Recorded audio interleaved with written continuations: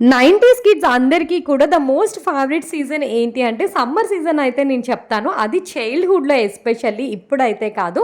చిన్నప్పుడు summer holidays వచ్చినాయి అంటే ఆ ఎక్సైట్‌మెంటే వేరు. ఎందుకంటే ఇయర్ మొత్తంలో 40 డేస్ హాలిడేస్ ఓన్లీ మనందరికీ సమ్మర్ సీజన్‌లోనే ఇచ్చేవాళ్ళు కదా! సో, సమ్మర్ సీజన్ రాగానే మనందరం అయితే మామిడి పళ్ళు ఎంజాయ్ చేసేవాళ్ళం. తాటి ముంజలు, ఈత పళ్ళు, ఫ్రెండ్స్‌తో ఆడుకోవటం, డే అండ్ నైట్ డిఫరెన్స్ లేకుండా అందరూ కలిసి ఆరు బయట ఆడుకోవడం, పల్లెటూరు వెళ్ళటం, అమ్మమ్మల వాళ్ళ ఇంటికి వెళ్ళటం, ఇట్లా అయితే సమ్మర్ సీజన్ బాగా ఎంజాయ్ చేసేవాళ్ళం కదా! బట్ ఇప్పుడైతే సమ్మర్ సీజన్ వచ్చింది అంటే ఎండలకి చాలా భయపడుతున్నాం. ఏదేమైనా కానీ అప్పటికి ఇప్పటికి కామన్‌గా మారని థింగ్ అంటూ ఉంటే సమ్మర్ సీజన్‌లో జరిగే ద మోస్ట్ ఫేవరెట్ థింగ్ వచ్చేసి మామిడి పళ్ళు. అంతే కదా! ఈ సీజన్‌లో దొరికే ఈ మ్యాంగోస్ అంటే అసలు ఇష్టపడిన వాళ్ళు అంటూ ఎవరు ఉంటారు చెప్పండి?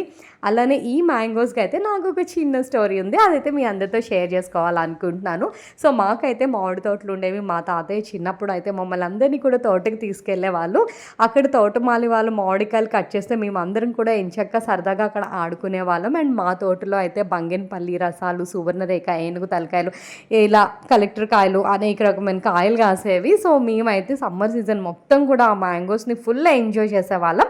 ఆ తర్వాత మా తాతయ్య చనిపోయిన తర్వాత ఆ తోటని పెద్దగా పట్టించుకున్నదైతే లేదు. అండ్ అంతలాగా అప్పుడు కాసే అన్ని మ్యాంగోస్ కూడా మాకు ఎప్పుడు దొరకలేదు.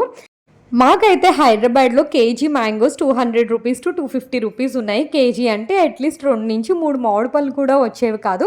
పోనీ ఇంత ఖర్చు పెట్టుకొని కొన్నా కానీ టేస్ట్ అయితే అస్సలు ఉండేది కాదు. నేనైతే ఆల్మోస్ట్ 3,000-4,000 పెట్టి మ్యాంగోస్ కొన్నాను.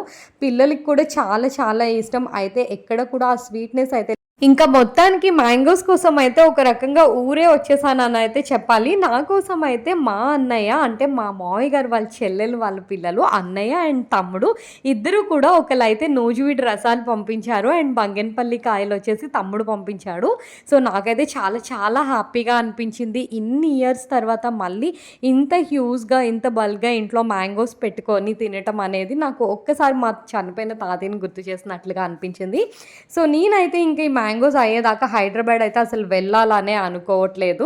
అంతేకాకుండా నేను జస్ట్ అడగగానే నా కోసం ఇన్ని మ్యాంగోస్ పంపించినందుకు స్పెషల్ థ్యాంక్స్ టు మై అన్నయ్య రాజేష్ అండ్ తమ్ముడు రాము.